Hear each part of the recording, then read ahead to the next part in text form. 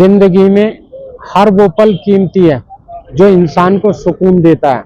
सुकून से ज्यादा कीमती चीज कोई नहीं है। इंसान जिंदगी में पैसा कमा सकता है, भागदौड़ भरी जिंदगी में हर चीज हासिल कर सकता है, लेकिन सुकून का हासिल करना बहुत कीमती है। इसलिए दोस्तों, हर पल को ऐसा बनाओ कि जिसमें आपको सुकून मिल जाए। अस्सलाम वालेकुम, नमस्कार, सत श्री अकाल। कैसे हैं दोस्तों? उम्मीद करता हूँ सभी दोस्त अच्छे होंगे, स्वस्थ होंगे, मस्त होंगे। मैं ज़हीर अब्बास अपने YouTube चैनल पैरालाइज मोटिवेटर ज़ैट पर आपका एक बार फिर वेलकम करता हूँ। आज की वीडियो की शुरुआत हम लोग करते हैं नैनीताल से, और नैनीताल के आज हम माल रोड पे इस खूबसूरत शाम के हसीन पलों में बैठे हुए हैं और यहाँ पे कुछ एंजॉय कर रहे हैं। तो मैंने सोचा शायद आप लोगों के साथ भी इन पलों को मैं शेयर करूं। तो देखिए क्या खूबसूरत नज़ारा है।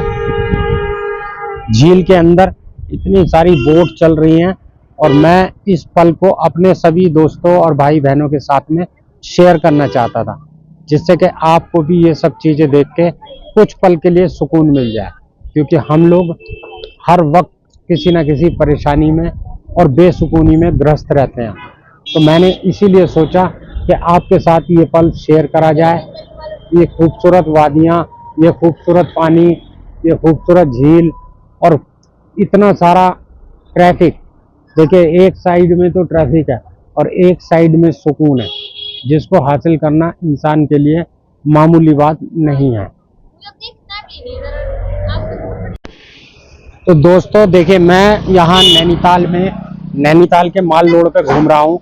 बहुत अच्छा महसूस कर रहा हूँ यहाँ पे, और मैं अपनी इस इलेक्ट्रिक व्हीलचेयर के साथ बहुत एंजॉय करता हूँ।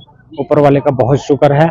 और ये देखिए, इधर राइट साइड में है नैनीताल की नैना झील, और इस झील के अंदर दुनिया के सभी लोग आते हैं। बहुत सारी फिल्मों की शूटिंग होती है यहाँ पे, और हमने सोचा क्यों ना हम भी जब नैनीताल आए हैं तो आप लोगों के साथ में ये चीज़ें शेयर करी जाएं, जिससे कि आपको भी एक जज्बा मिले और आपको भी यहाँ आने का एक मौका मिले।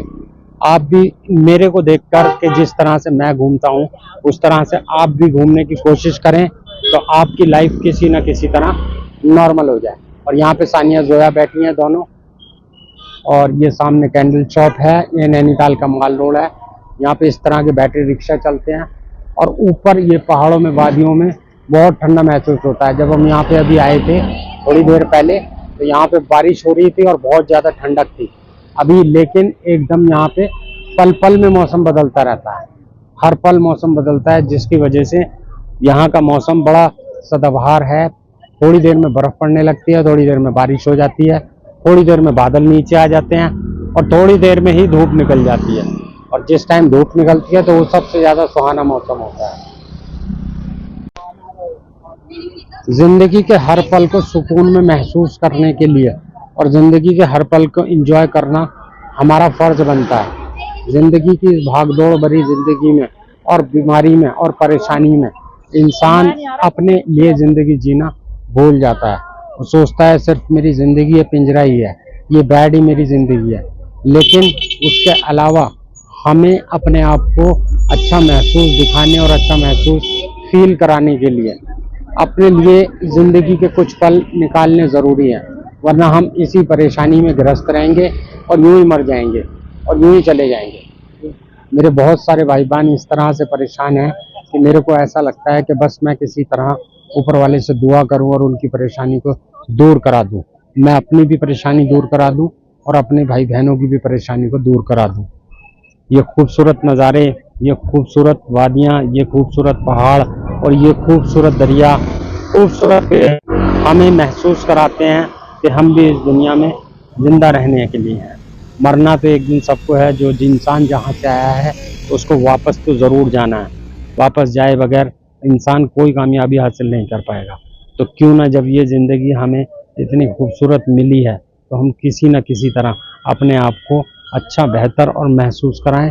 अब मेरे को देख लीजिए, मैं सर्वाइकल का पेशेंट हूँ। मैं अपने हाथ से खाना भी नहीं खा सकता हूँ, सिर्फ अपनी व्हीलचेयर चला पाता हूँ।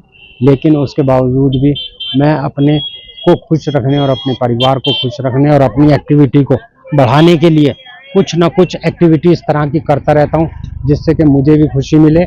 और मैं अब जाता हूँ सड़क के उस पार, और फिर मैं थोड़ा सा घूम के आता हूँ आगे, और घूम के आने के बाद में मेरी सारी परेशानी दूर हो जाती है, मुझे बहुत अच्छा महसूस होता है।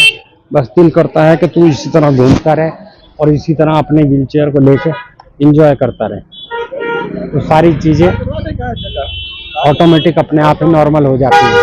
अब मैं जाऊंगा राइट साइड में, और राइट साइड में मैं सड़क पार करके आ गया। ऐसा समझिए जैसे कि एक इंसान पिंजरे से आज़ाद हो गया। मैं इस व्हीलचेयर पे इस तरह महसूस करता हूँ, और महसूस करना ही सबसे बड़ी ज़िंदगी की जीत है। जब तक हम किसी चीज़ को हासिल करने की कोशिश नहीं करेंगे, तब तक हम किसी चीज़ को हासिल नहीं कर पाएंगे। आप भी इसी तरह अपने आप को घूमते फिरते रहें और महसूस कराते रहें। मेरे प्यारे दोस्तों, मुझे यहाँ तक पहुँचने में बहुत समय लगा। स्टार्टिंग का मेरा समय भी बहुत ज़्यादा स्ट्रगल बढ़ा था। मुझे बहुत लोगों ने ताने मारे, दुनिया ने मुझे छोड़ दिया। लेकिन जब मैंने इन चीज़ों को हासिल करने के लिए, ये खूबसूरत माहौल देखने के लिए, मैंने अपना रोना पीटना और ये सब चीज़ें सोचना बिल्कुल बंद कर दिया, उसके बाद सब चीज़ें मेरी नॉर्मल होती चली गई। आज मैं ऊपर वाले का शुक्र है, काम भी करता हूँ, घूमता फिरता भी हूँ, अपना बिजनेस भी करता हूँ, यूट्यूब पर वीडियो भी बनाता हूँ, अपने दोनों बच्चों को खुश भी रखता हूँ, अपनी वाइफ को भी खुश रखता हूँ। हमारा फ़र्ज़ खाली यही नहीं है। हम लोग देखिए दोस्तों, एक चीज़ और आपको मैं बताता हूँ, अगर हम लोग यही सोचेंगे ना कि यार हमारे साथ ऐसा क्यों हुआ, या हमारे साथ ऐसा कैसे हो गया, या हम लोग ऐसे क्यों हो गए, अब हम ठीक हो पाएंगे या नहीं हो पाएंगे। जब तक हमारा ब्रेन काम कर रहा है, हम दुनिया की हर वो चीज़ हासिल कर सकते हैं जो हम चाहते हैं। बस हमें उस डीमोटिवेट वाली चीज़ों को, नेगेटिव लोगों को छोड़ना पड़ेगा। अगर हम नेगेटिव लोगों को नहीं छोड़ेंगे तो हम इसी परेशानी में ग्रस्त रहेंगे, और जब वक्त निकल जाएगा, 4-5 साल हो जाएंगे, तो फिर हम और ज़्यादा अपना डिप्रेशन में चले जाएंगे। पर हमें डिप्रेशन में नहीं जाना, हमें पॉजिटिव सोचना है, पॉजिटिव अपनी सोच रखनी है, अच्छे लोगों को अपनी ज़िंदगी में जोड़ना है, तभी हम कामयाब हो पाएंगे। अगर अच्छे लोगों को हम ज़िंदगी में नहीं जोड़ेंगे तो हमें कुछ भी अच्छा नहीं मिलेगा।